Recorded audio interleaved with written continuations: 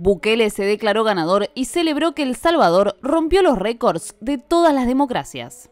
Pese a que el Tribunal Supremo Electoral de El Salvador no ha anunciado los resultados oficiales de las elecciones presidenciales de este domingo, el jefe de Estado del país centroamericano, Nayib Bukele, se autoproclamó ganador con más del 85% de los votos y anunció que su partido, Nuevas Ideas, arrasó en el Congreso, según un mensaje difundido en su cuenta en la red social X.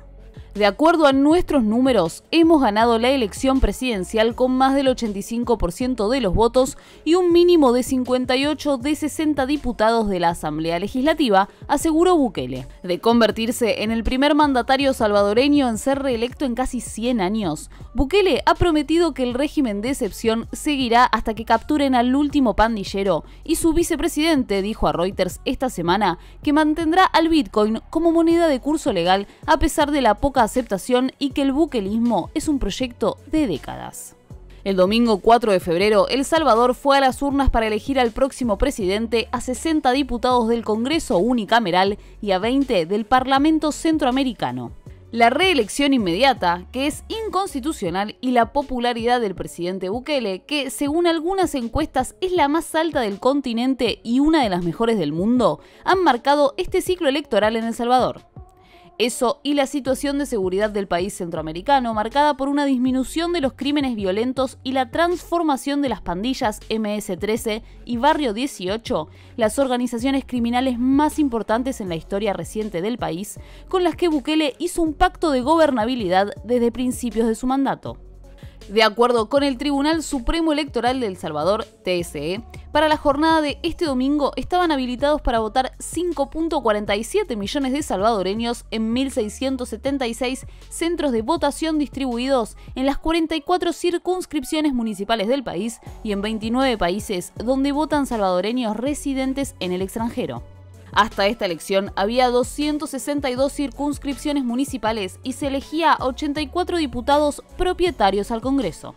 Sin embargo, el 15 de marzo del 2023, la Asamblea Legislativa, dominada por una supermayoría bukelista, derogó el artículo 291A del Código Electoral que impedía realizar cambios en la legislación electoral un año antes de las elecciones.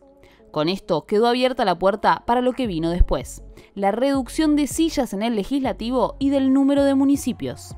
Los críticos a la reforma coinciden en que fue una jugada política para afianzar más poder y para minar la presencia de la oposición, ya bastante disminuida en el país. La reforma electoral, según la Oficina para Asuntos Latinoamericanos en Washington, UOLA, es un motivo de preocupación por la salud democrática de El Salvador. Al reducir el número de legisladores y municipios, Bukele podría limitar el poder de los municipios en los que no tiene tanta aprobación pública y fusionarlos con distritos en los que su partido, Nuevas Ideas, tiene más apoyo, dando la impresión de que todo el país le apoya, escribió UOLA en un comunicado. Lo cierto es que, con reforma o sin ella, los números dieron siempre las preferencias a Bukele y a sus diputados. Esos números han variado poco en los meses previos a la elección.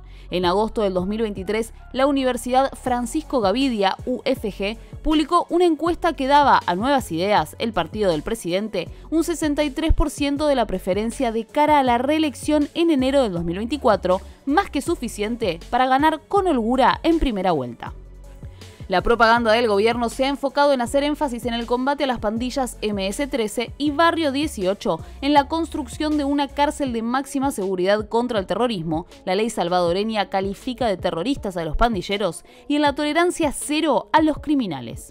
Todo esto ha sido llamado el modelo Bukele y ha recibido elogios de candidatos y políticos en varios países del continente americano.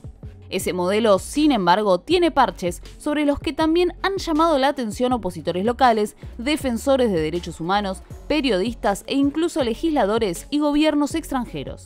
Las principales objeciones al modelo Bukele, dicen los críticos, es que está basado en la acumulación de poder para crear un sistema de partido único, como en Cuba o en Venezuela, y en la violación sistemática de los derechos fundamentales de los salvadoreños.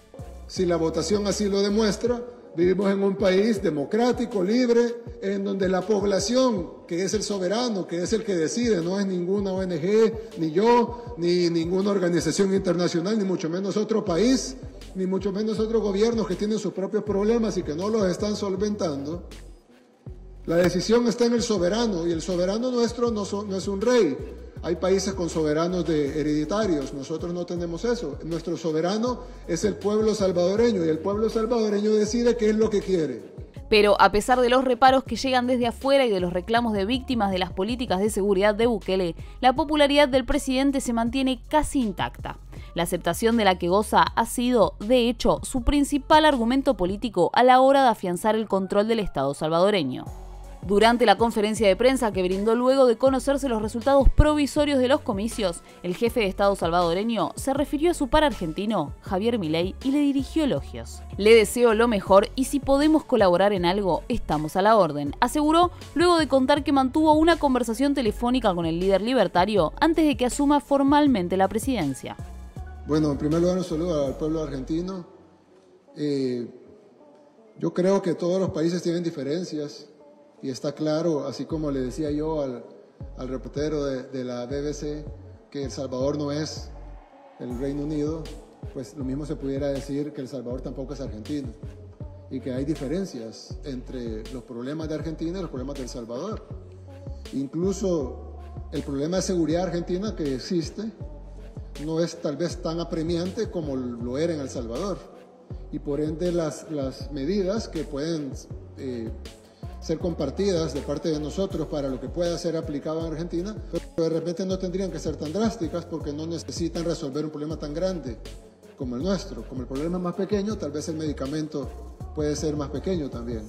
En el tema del presidente Milei, yo solo he hablado una vez con él. Fue una conversación bastante larga para lo que era, porque yo solamente lo llamé para felicitarlo por el triunfo y nos quedamos hablando un montón de tiempo y me dio un panorama del país muy difícil, sobre todo en lo económico, en el tema de las divisas y de la inflación, agregó.